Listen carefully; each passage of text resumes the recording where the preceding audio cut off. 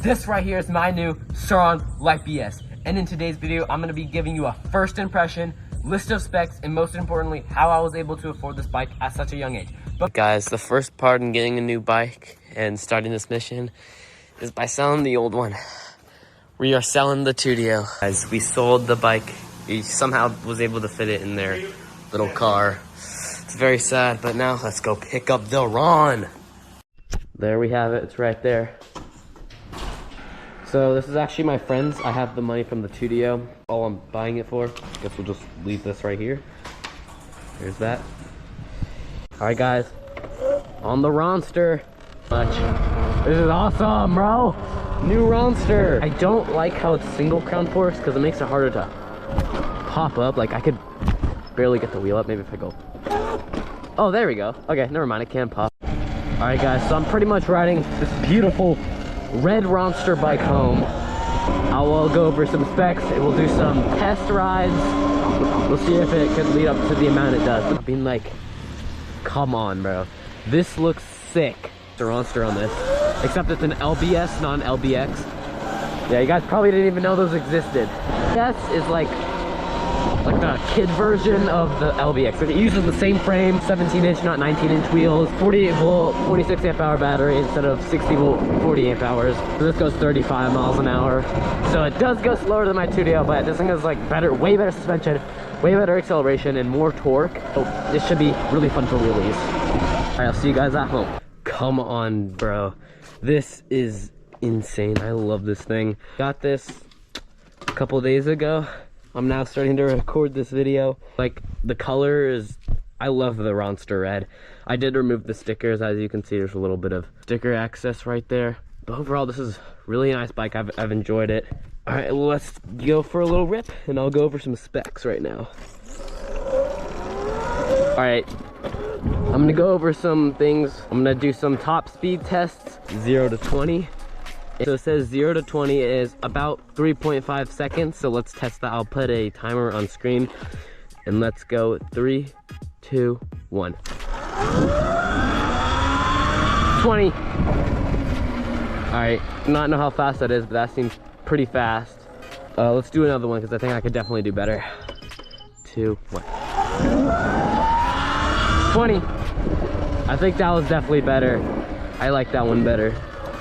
All right, now I'm gonna go over to this place where I can do like a little drag race so I can test the top, just the top speed in general. See if this bike actually holds up to the 35 or whatever miles per hour it holds up to. I've made it to the drag spot. There's just no like entrances to our neighborhood. I'm gonna test the top speed of 31. I think this has hit 35 before.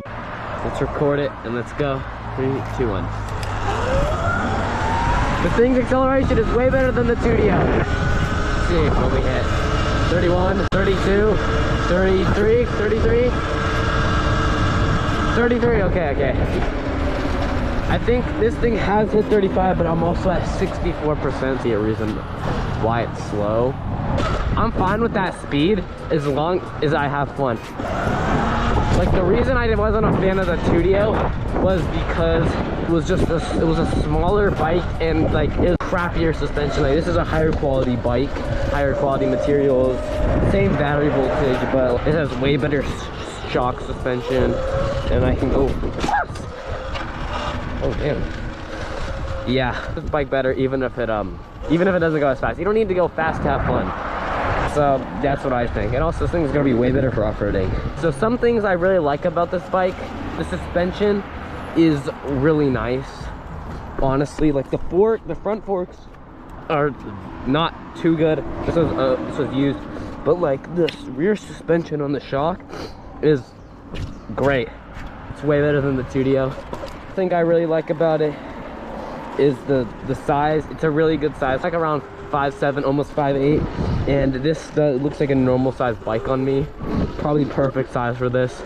One other thing I like about this bike that really just stood out to me was the wheelbase. I love the 17 in the front, 17 in the back. Unlike the Tudio's 14 in the front, 12 in the back.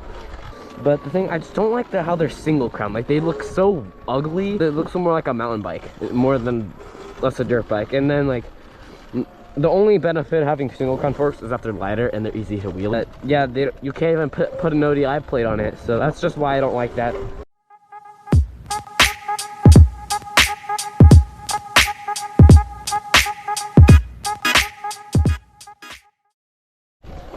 And now the grand question that all of these kids, all of y'all kids might be asking and thinking to yourself, how were you able to afford a $3,000 e-bike at your age, which is 15, without a job? I'd not used any sort of job. It was all unemployedness. Everyone wonders that. Every kid who wants an e-bike thinks this, but who can't afford it. My method, it varies who you kind of are.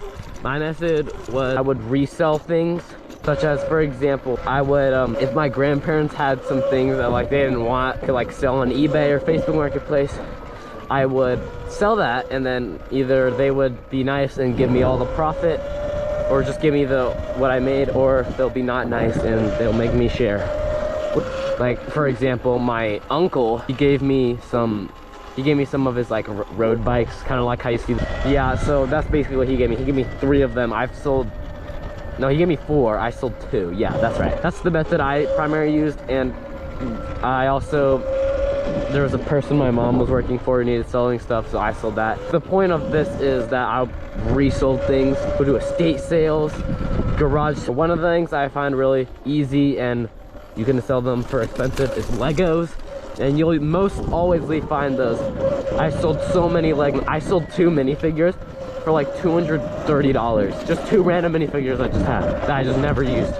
Oh my gosh, it's gotten so much like greener in here. You can ask those people if they have anything to sell. Another thing which I haven't done, but I know people who've had a lot of success with doing, is flipping bikes. I've seen videos kind of like this one. You would know flipping bikes is pretty much, oh my gosh, this is so much greener. Oh my gosh, you probably heard it in other people's videos. You buy a bike that's underpriced, and you sell it for more. Or you clean it up and then sell it for more, and then you buy a new bike and do the same thing over and over again until you have enough profit to get the bike you're wanting. Now that's a really good choice, but it could take some time. Now you could always just add all of these up, and that's like an insane method. What I did to get this bike was I sold my Studio, and then I just saved up the rest of the money by combining selling stuff other people wanted to sell. You could do flipping bikes along with that, and then you could do like yard work, chores, whatever for other people. I know, like, especially the older people, they'll be giving out more money, like seeing kids succeed, I guess. I don't know. Now, if y'all are saying, you wasted your money, you should have bought a used Talaria or whatever. I didn't actually get this bike for $3,000. If I did, I would have bought a Talaria. I got this for like $2,300, something like that. So I got a deal on it. But the point is that this method could work. This method could work on any price. The only difference is the time it takes. Anyway, that is gonna wrap up this video. This was so fun. I have enjoyed this bike so much. If you enjoyed, please like and subscribe. I worked very hard on this video. This is my favorite video I had posted on the channel, and I think it's amazing. I think it turned out great. Anyway, I'll catch you guys next week. Boom! Oh, shit.